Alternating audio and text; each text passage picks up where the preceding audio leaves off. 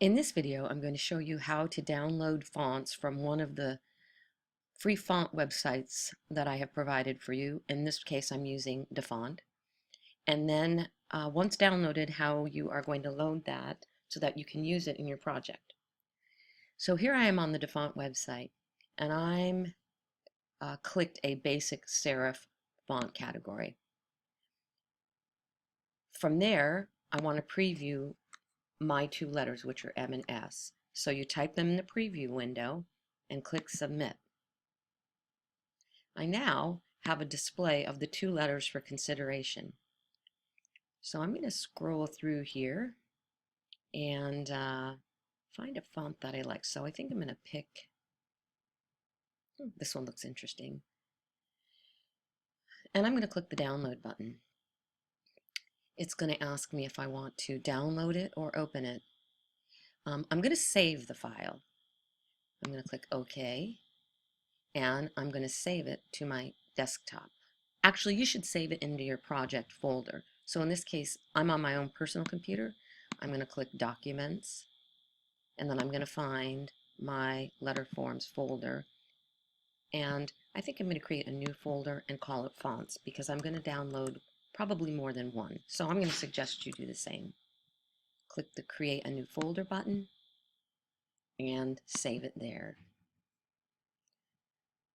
I think I might also want a sans serif to go with the serif font. So I'm going to click on sans serif. My preview is staying, is holding, and I want something that's kind of bold, like this. So I'm going to download Walrus, and I'm going to say Save File again. And notice it remembers the last folder I was in. I downloaded Mermaid earlier.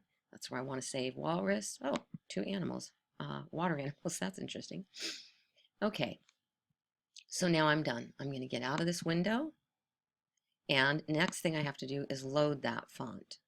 So I have to come down to my Finder, get into my letter forms folder, go to my fonts, and I'm going to double click on both fonts to unzip them, decompress them. So there's my Mermaid font.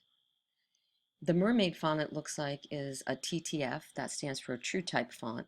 And what I'm going to do is I'm going to double click on the TTF, and that brings up Font Book.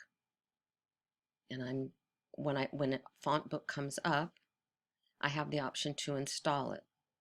So I'm going to click Install Font. It's validating. Wait till it validates. This is something unique to my computer, so don't worry about it. I have a security setup. So I'm going to, yes, say I do want to install this.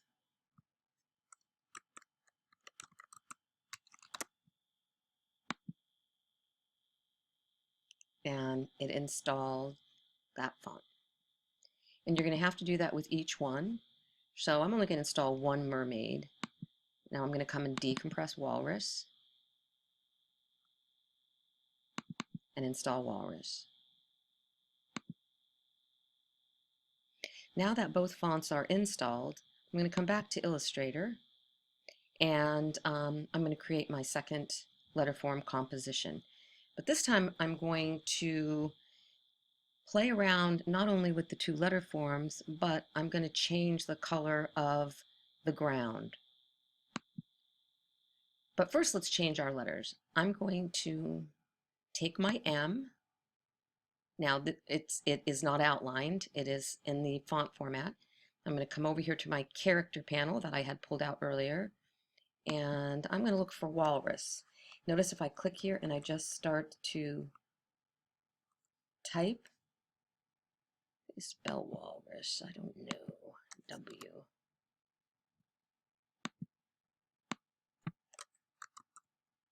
There it is, Walrus bold. Oh, I like that. And now that I've converted it, I'm going to name it here.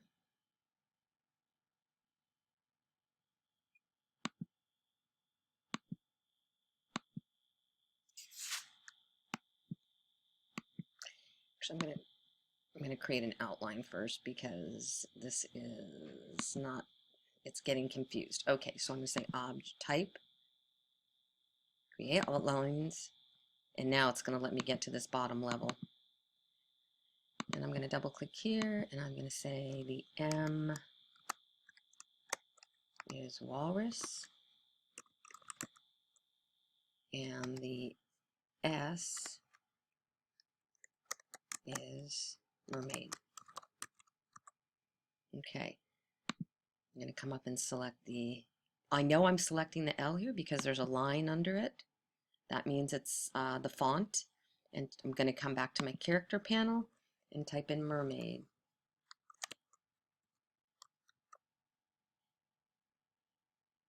And there's my mermaid. Oh, this is going to be nice, I think. A nice combination. And I'm going to set it there. And I'm going to create an outline again. So I'm going to come up to type, create outlines. All right. So this time I want to set my letter forms on a ground that is black. So what I'm going to do is I'm going to select both letter forms here. I'm going to press the Shift key to select both the M and the S. And I am going to fill them with white. And they're going to temporarily disappear. And then I'm going to click on my ground. But you can see it's locked, so I can't select it. So I need to unlock it, grab my selection tool, click on my square, and I can see over here and up here in my fill and stroke that it has a black stroke with no fill. So I'm going to fill it with black, and I'm going to take the stroke off. I'm going to set it to none. So now I have a much different looking composition than my first one. I'm going to have white letters, but I still want to take this one step further. I want to create some sort of an interaction between the two letters where they overlap. So I'm going to select the outlined S, hold my Shift key, select the outlined M, and go to my Pathfinder and use that divide tool again. It doesn't look like anything happened, but it did. So now I'm going to go to my direct selection tool, which is the S, or the white arrow tool, I'm sorry, and I'm going to click on the parts of the S that I want to fill with black.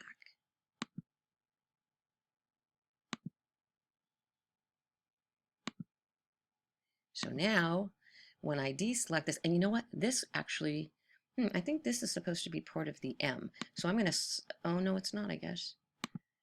So now that looks a little more interesting, and it has become even more ambiguous between the background and the two letter forms. So just one more way that you can create an interesting composition using simple letter forms, and then including your ground or your background